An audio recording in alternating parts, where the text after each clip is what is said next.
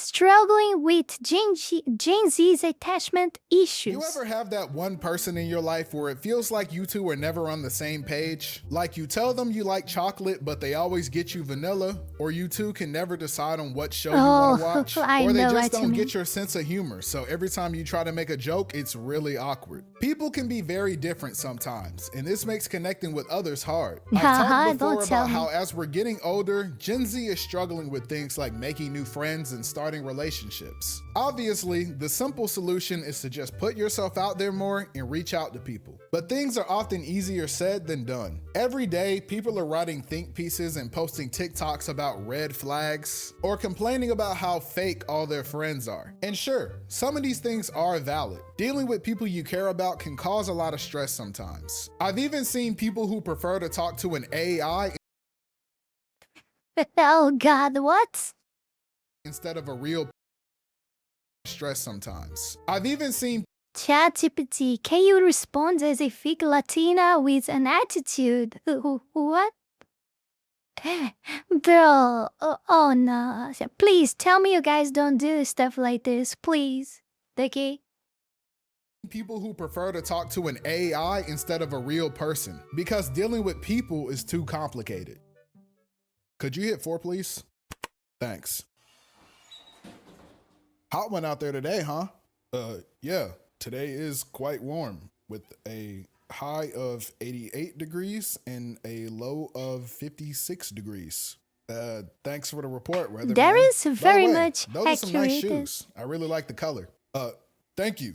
Shoes are essential for protecting one's feet as well as providing support for the spine Is he and reading skeletal system. everything on the smartphone to answer? Are you using ChatGPT to respond to me in real time? No. I think this is my floor. For real.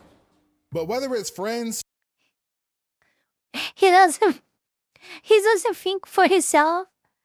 Oh God, maybe. Wait, I know he's joking. Of course it is.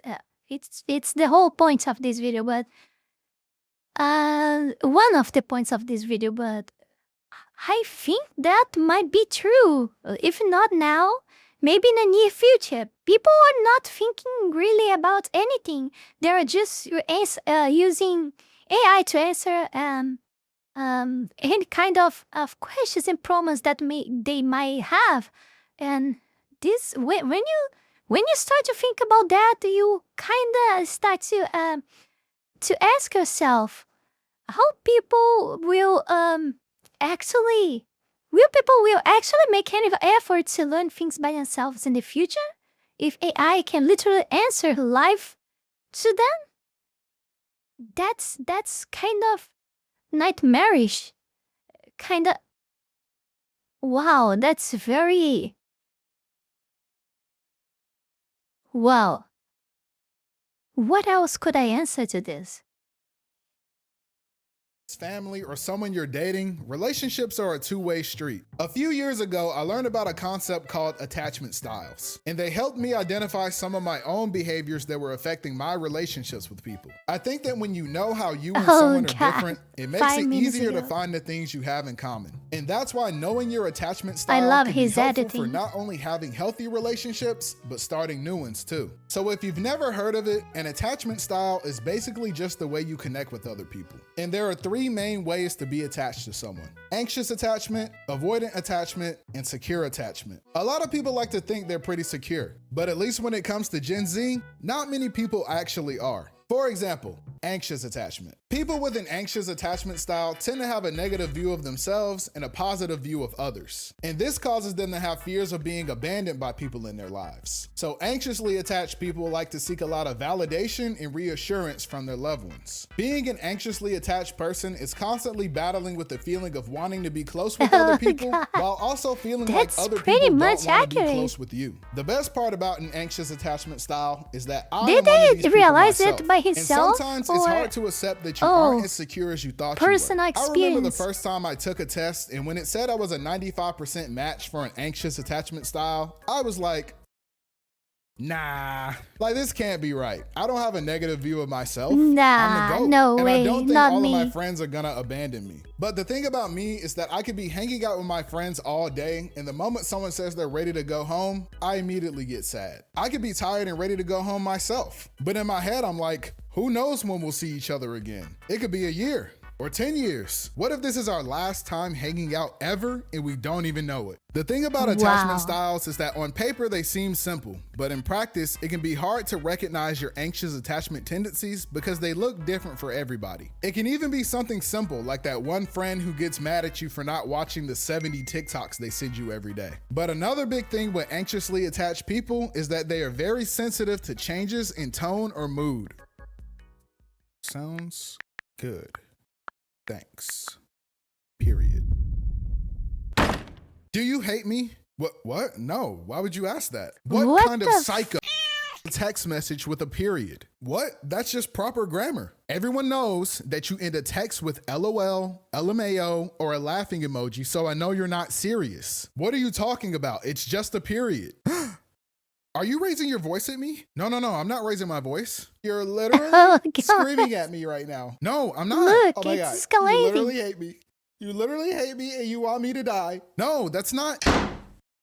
And naturally, attachment styles aren't just about your friendships. In fact, I would say they're even more important when it comes to dating. And dealing with an anxiously attached partner can be a lot of work. And being anxiously attached in a relationship feels terrible. Hey, I'm back. Hey, where have you been all day? I was just hanging out with my friend Alex, just catching up. Alex is a gender neutral name. I can't tell if he was hanging out with a guy or another girl. Oh, I don't think I've ever heard you talk about Alex. Where do you know each other from? Oh, me and Alex go way back. We used to do everything together. I see. Alex must have played basketball with you too, huh? You know, on the men's team. Oh, nah, Alex wasn't really into sports. We met in English class, actually. Oh, okay. By the way, is Alex short for anything? Oh, like, no. I don't know, Wrong answer, Alexander? boy. It's funny you say that, but Alex is just Alex. It's not short for anything, actually. Isn't that crazy? Yeah, that's unbelievable, actually. Oh, I gotta tell you about what we did at prom together, too. You know what? I got some errands to run. Have fun with Alex. Did I do something? A lot of times, anxious attachment styles are associated with women, and men are thought to be more avoidant. But there are plenty of anxious men out there too. But a lot of guys try to act nonchalant so they don't seem clingy. I know plenty of guys, when their girl is going out, they're like, bro, I'm chilling. I don't care what she doing for real. Buddy's up all night checking her location every 5 minutes. Anxiously attached men are just as common and can be equally as dramatic. Hey babe, I'm going out with the girls tonight. You sure you're gonna be okay? Babe, it's fine. I'm a real man. I'm not insecure. I trust you. You're the best. I'll text you once we're at the bar, okay? Love you. All right, later. Have fun, be safe. Yeah. What am I gonna do? Why hasn't she called me yet? It's been 2 whole minutes. I bet her ex is there and she didn't even tell me. Sarah's probably convincing her to cheat on me right now. You know, I knew she never liked me. I mean, what kind of girl goes out without her boyfriend anyway? She probably already found someone else and forgot about me. I bet he's taller than me too. But I've been drinking so much that I'll call anyway and say, fuck. Hey babe, I'm back. Back already? I was enjoying some peace and quiet. Yeah, it was fun, but Sarah had way too much to drink, so we left the bar early and just chilled at her place. Classic Sarah. Gotta love her, right? How was your night? Had fun? Oh yeah, I just chilled. Definitely didn't have an emotional breakdown or anything like that. Having an anxious attachment style isn't easy. Not. And even if you're aware that you aren't thinking rationally, sometimes you can't stop feeling the way you feel. So it's important that you set boundaries for yourself. And as an anxious person myself, this is hard. Everyone knows that it's not a good idea to get upset and go crazy on your partner just because they were slow to respond to a text or because they spent time with a friend. But I think one thing anxiously attached people tend to do is blame themselves for everything wrong in their relationships. Trust me, I know how it feels to be so desperate for someone's attention that you let them walk all over you and your feelings. To want things to work out with a person so badly that you let everything be your fault just to keep them happy. Every time you try to express yourself, it becomes an argument when you're the one being ignored, but somehow you're always the one who ends up apologizing. It's not always your fault. You're not always overreacting. Sometimes people do mistreat you. You probably wish that you didn't care so much. that you could just be like other people and just say forget this person. It's tiring pretending to not care just to see if someone else does. But you're not wired that way, and that's okay. Sometimes others are quick to assume that all anxious people are clingy, selfish, and insecure. But anxiously attached people care a lot about their loved ones. They're just chronic overthinkers. So don't fill your head up telling yourself things like if they wanted to, they would, and try to work on actually telling your friends and partners what you need from them. If they do care, they'll at least try. And the biggest and hardest thing people with an anxious attachment style need to learn is how to give people space. When you and someone you care about aren't seeing eye to eye, you might be in a rush to want to fix things before they can abandon you forever. Sometimes people just need time to figure things out. And pressuring them to talk before they're ready isn't going to do either of you any good. And also, sometimes anxious people need space too, even though we're pretty bad at taking it for ourselves. Your instinct is to rush to patch things up with someone before they can walk out of your life, but sometimes you need to reflect on what went wrong so you can actually grow from it. So learn to take space for yourself too. You'll honestly feel a lot better when you do. The people in your life do care about you and value you. People really do notice when you go the extra mile for them, and hopefully they'll learn to let you know that. Just remember that if people aren't responding to you, it might not be because they hate you, but rather because you have a bad habit of texting people at 3 a.m. On the other end, you have people with an avoidant attachment style. Avoidant people are kind of the opposite of anxious people because they tend to have a positive view of themselves and a negative view of others. So while an anxious person likes to seek validation and closeness with others, an avoidant person prefers to avoid that. And sadly for me, many of the people in my life are avoidant. And an anxious person dealing with an avoidant person is a bad combo. Avoidants are people who need a lot of space. And if it's not given to them, they take it anyway. So trying to pull an avoidant person back into your life when they're pushing you away only makes them push even harder. I think that avoidant attachment styles are more commonly associated with men, since men are known to be more closed off and don't like talking about our feelings. Like many avoidant people, men tend to see emotions as a distraction and that they should be minimized as much as possible. They also like to feel independent as well, not needing to rely on others for emotional support or reassurance. Dealing with avoidance can be difficult because they don't like to express their emotions or talk about how they're feeling at all. I remember I liked a girl who was very avoidant a lot, but trying to talk to her sometimes was genuinely like talking to a rock. And this way of shutting people out can cause you to think that avoidant people don't care about you or that they're cold and heartless people. Avoidants get a lot of hate because many people have been hurt by avoidance in the past, including me. But many of them really are kind people and they do care a lot, but they don't always know how to deal with their own emotions, let alone other people's. So it's easier to just pretend that you don't feel them. A lot of times, the more an avoidant person likes you, the more they try to push you away because they're afraid of what someone might do when they're allowed to be vulnerable. A lot of men are avoidant because they're afraid that their vulnerability will be seen as weakness. They don't like talking about what bothers them because they're worried it could be used against them. And it's not only men, avoidant women are just as common. So how's things going with that guy you've been talking to? Honestly, they're great. He's the sweetest, kindest person I've ever met. He listens to me, he makes me feel safe, and I feel like I can just be myself around him. Wow, it doesn't sound so serious so with that really face. Like him? Yeah, I do like him. Too much. Wait, what? He's everything I've ever wanted in a guy, but that makes me feel weak. So I haven't texted or called him back in 2 days. What? Why? I don't know. When we're apart, I miss him so much, but when we're together, I just feel like I need space. Well, don't you think you should reach out and talk to him if that's how you feel? Probably.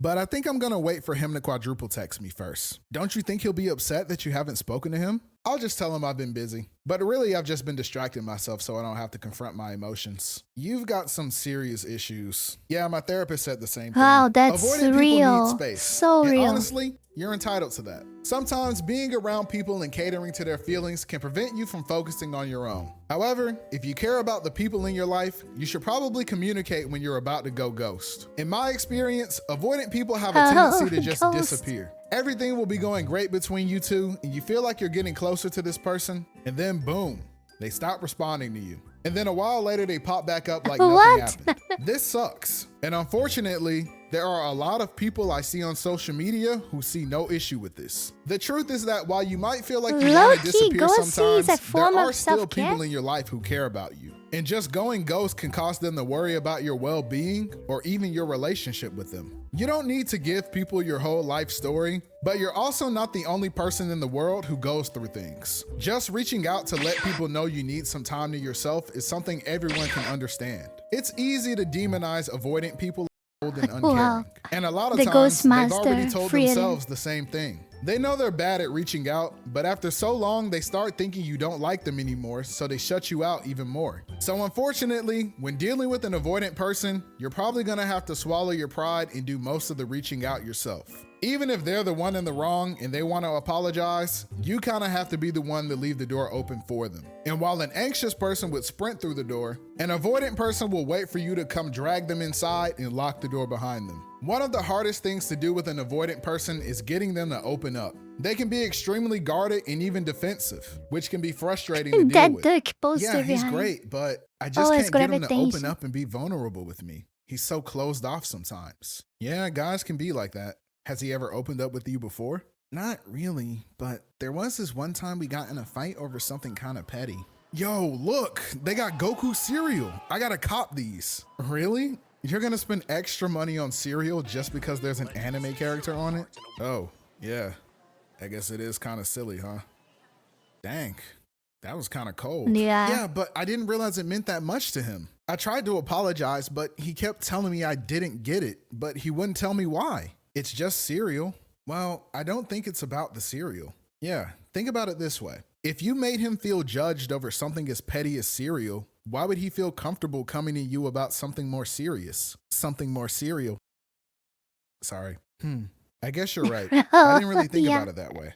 I gotta go make a trip. Later. Vulnerability is a privilege, and with some people, you have to work a little harder to earn it. Personally, I find it easy to share things about He didn't myself with miss other an people, opportunity but others to need to make a really joke. make sure they can trust you before they open up. If you do something to make someone feel judged for being who they are, they might not feel comfortable sharing more about themselves. With avoidance, you have to earn the right to truly get to know them. Online, a lot of people like to paint anxious and avoidant people as two different ends of a spectrum, but I think they're more like two sides of the same coin. They both need a lot of reassurance that they matter to the people they care about. They just have different ways of going about it. An anxious person will cling to you, and an avoidant person will push you away. But this isn't to say that you should expect someone to put up with this forever, though. It can get exhausting constantly having to cater to an anxious person's expectations, or having to wait 3 business days for an avoidant person to text you. Yeah, I'm totally not an anxious person. Yeah, totally not. Mm-hmm. Yup. Yep. Back. You can do your best to accommodate other people, but you also deserve to have your emotional needs met too. People can only be patient for so long before they get tired of waiting. It sucks feeling like you're not allowed to be friends with people because your anxious boyfriend feels threatened by every single person you know. And it also sucks feeling pathetic because your avoidant 65 girlfriend ignores years you all day old. and doesn't like saying I Oh, love you to God. people. The goal is to keep working on yourself so that we can all work towards a more secure attachment style. Secure attachment is the best of both worlds. Securely attached people tend to not only have a positive view of themselves, but also others as well as their relationships. Secure people are comfortable with both closeness and Narcissist. independence, and rarely experience worries of being alone or not being accepted by others. A lot of people think of themselves as secure, but honestly, I don't think there's a such thing as being 100% secure. Everyone has some degree of avoidance or anxiousness. That's normal. But being secure is more about recognizing those tendencies and managing them as well as your expectations. And it's also about recognizing how other people become attached to you as well. Securely attached people aren't perfect and logical people. Oftentimes, logic isn't the best way to deal with relationships anyway. What secure people are good at, though, about the are logic boundaries. Not only setting them, but clearly communicating what they are. Secure people get anxious, or they can be avoidant at times too.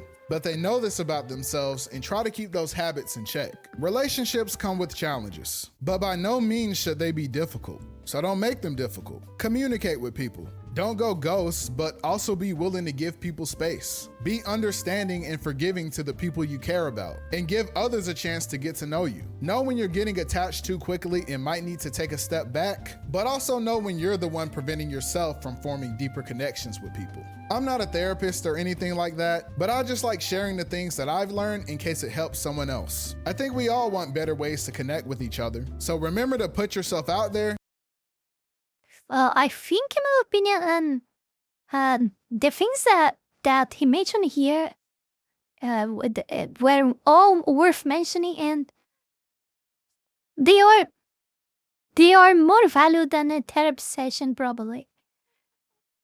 For real, probably. Very much likely so. And be patient. Thanks for watching the video. Don't forget to follow me on Twitter, and thanks for 60K. Oh, it just ended. But before we go any further, I want to take this brief moment here to thank you all, my patrons, that support my work here on YouTube. And especially my three-tailed fox time members, Heath Rowell and Fenny Sylvy, for the incredible support to my work. You guys are amazing. You can support this channel life and growth with just $5 a month and gain access to many perks. This is less than a burrito. Check out my Patreon, link is in the description below. Yeah, thank you everyone for watching, and I hope you guys enjoyed as I did. It's a very nice video, very well edited, and I just found this channel very interesting, suburbanwill. So check that out if you guys are interested in the video. And thank you everyone for watching. Don't forget to check my Discord link in the description below, and also my Patreon. And I see you guys in the next one.